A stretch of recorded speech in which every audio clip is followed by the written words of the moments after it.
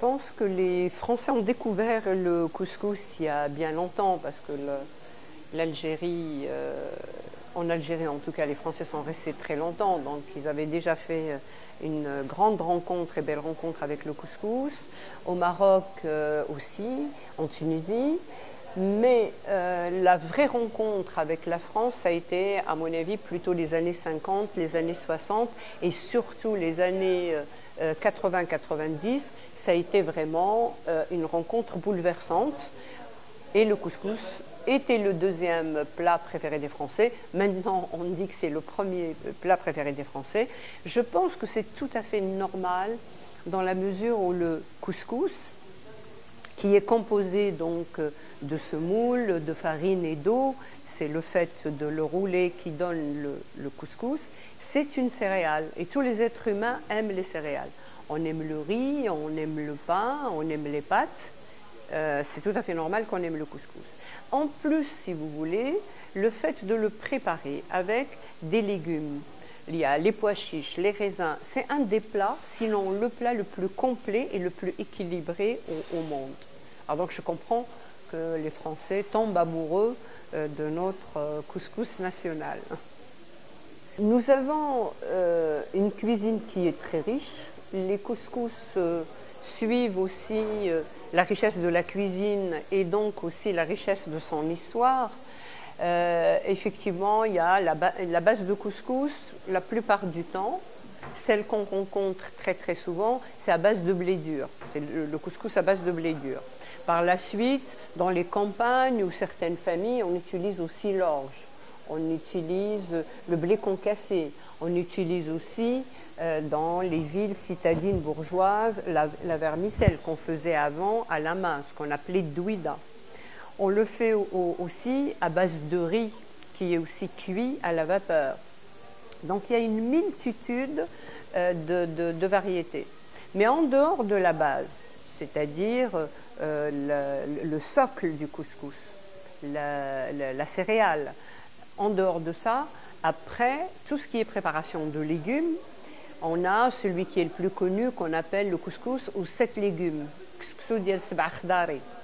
que certains appellent le couscous de Casablanca, mais qu'on trouve partout. Celui-là, il y a effectivement 7 légumes. On a les oignons, on a les tomates, on a la courgette, on peut utiliser la courge, on a les choux, on a les carottes, on a les navets et bien sûr le céleri. Et bien sûr, pendant la saison des fèves fraîches, on utilise les fèves fraîches. Ça, c'est la base. Et de toute façon, la base de tout couscous, c'est en légumes, hein, c'est les carottes, les navets et la courgette. Après, on peut philosopher. On peut rajouter d'une région à l'autre, tout dépend, on utilise les produits que nous trouvons sous la main. Et donc, comme je disais il y a 2 minutes, ça dépend des saisons. Alors après, on a les couscous de fête ou les couscous de grandes occasions. Ça peut être aussi un deuil. Les couscous de fête, souvent, c'est les raisins secs, les oignons caramélisés. Bien sûr, on utilise l'agneau. Contrairement à certains restaurants en France, parce qu'il faut aussi plaire aux clients, il y a toujours le couscous royal qui n'existe pas traditionnellement. Traditionnellement, on le fait avec du poulet fermier, on le fait avec de l'agneau. Bien sûr, les régions côtières utilisent le poisson. On ne trouve pas le couscous de poisson qu'en Tunisie, on le trouve bien aussi au Maroc, à Essaouira, à Safi, à Rabat, à Agadir et bien d'autres régions. Le couscous que je vous ai préparé, il n'a rien de particulier en dehors du fait que c'est celui qu'on présente partout, le plus connu, le plus complet et le plus simple à faire. Donc, du couscous, voilà la graine du couscous. Cette graine, elle a été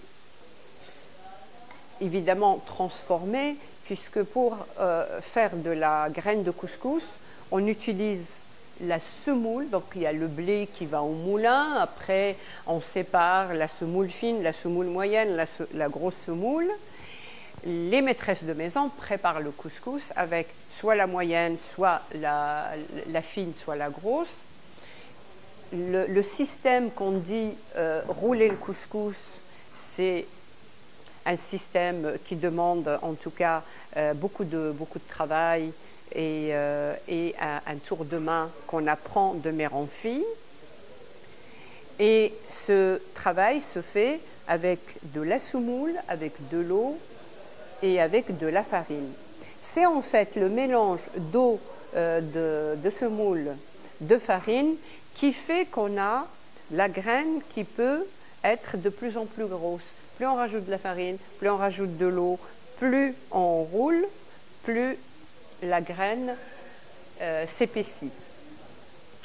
On la laisse sécher et on l'utilise au courant de toute l'année. On peut aussi le préparer et le faire cuire immédiatement. La cuisson du couscous est très simple.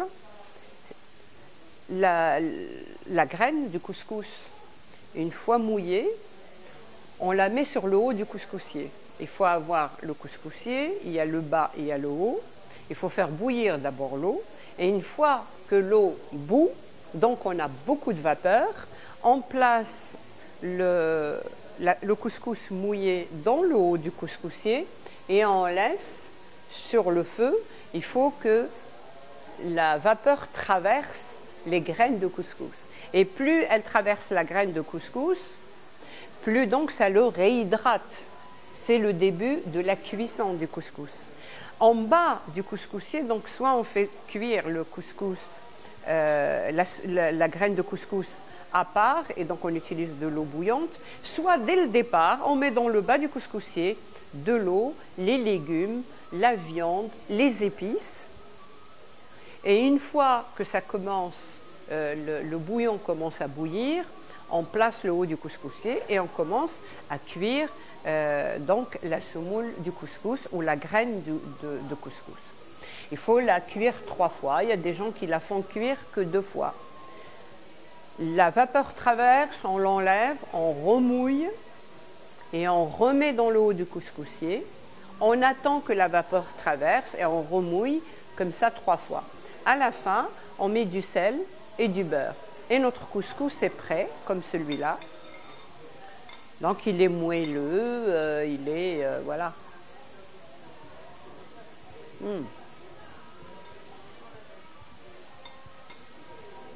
Évidemment très bon. Alors, est-ce qu'on met beaucoup d'épices dans le couscous? Pas forcément, parce que le couscous, d'abord, il faudrait qu'il laisse s'exprimer les légumes. Il ne faut pas maquiller le goût des légumes par trop d'épices. Les herbes aussi, puisqu'on utilise aussi des bottes d'herbes comme la coriandre, le persil plat. Mais il y a certaines épices, évidemment. Bon, le poivre, forcément. Une fois qu'on a mis le sel, on met le poivre. Au Maroc, on met systématiquement quelques bâtons de cannelle. On laisse la cannelle moulue, beaucoup plus pour le couscous sucré. Mais dans le bouillon du couscous salé, aux 7 légumes, on met des bâtons de cannelle comme ça. Alors on choisira la cannelle du Sri Lanka. Moi, je n'aime pas les colorants. Si on n'a pas d'argent pour acheter le safran, il faut utiliser le curcuma. Sinon, vous avez aussi, alors pour ceux qui aiment un peu la couleur rouge du bouillon, on peut mettre donc du paprika. Là, on a du gingembre. Il y a des gens qui sont fous de gingembre, mais on n'est pas obligé de mettre du gingembre dans le couscous aux 7 légumes. Le gingembre, on peut le laisser pour le couscous aux oignons ou aux raisins secs. Voilà. Après, on peut faire son propre mélange. Mais les épices ne rentrent pas en jeu tout le temps dans le couscous. Le couscous, il y a les légumes, il y a les herbes et il faut les laisser s'exprimer. Là, on a le curcuma, le kerkeb, qu'on appelle kerkeb en arabe. Là, on a le paprika, le flahmra. Là, on a le poivre gris. Là, on a le gingembre moulu. Là, on a la cannelle moulue. Excusez-moi, là, on a la cannelle en bâton. Et là, on a un mélange de poivre, de cannelle, de gingembre et un tout petit peu de curcuma. Comme ça, quand on est pressé ou on ne connaît pas les doses, il vaut mieux, enfin, par exemple, une mère le prépare pour sa fille en lui disant tu mets une cuillère à café, une cuillère à soupe, ça dépend si on a 6 personnes ou 12 personnes à manger. Les Marocains adorent les raisins, donc ils les mettent pratiquement souvent, 90% de couscous et sont accompagnés avec des raisins. En Algérie, on utilise un peu moins les raisins et en Tunisie. Le pois chiche, par contre, il est utilisé de 3 pays. Mais des fois, on utilise aussi des amandes. Souvent, on dit que la cuisine marocaine est la 3e au monde. Certains disent que c'est la 4e. Alors, on nous présente très souvent la classification suivante. Il y a la cuisine française, la cuisine chinoise, la cuisine marocaine, la cuisine italienne. Pour certains, ils mettent l'italienne avant. Ce n'est pas très important, la classification. Ce qui est important, ce qui fait la richesse d'une cuisine, c'est la variété, c'est son histoire. C'est ça qui fait qu'une cuisine est importante et parmi les plus importantes. C'est aussi ce qu'on en fait pour la préserver. Alors, que veut dire le Mansouriya? Mansouriya, c'était ma mère. Ce restaurant porte le prénom de ma mère, donc c'est un hommage à celle qui m'a fait naître, à maman, qui est morte en 2004, que Dieu ait son âme. Et ça me permet finalement de continuer à la faire vivre à travers mon histoire. Il ne faut pas oublier que la nourriture est un lien fort, peut-être un des derniers liens forts qui restent à l'humanité.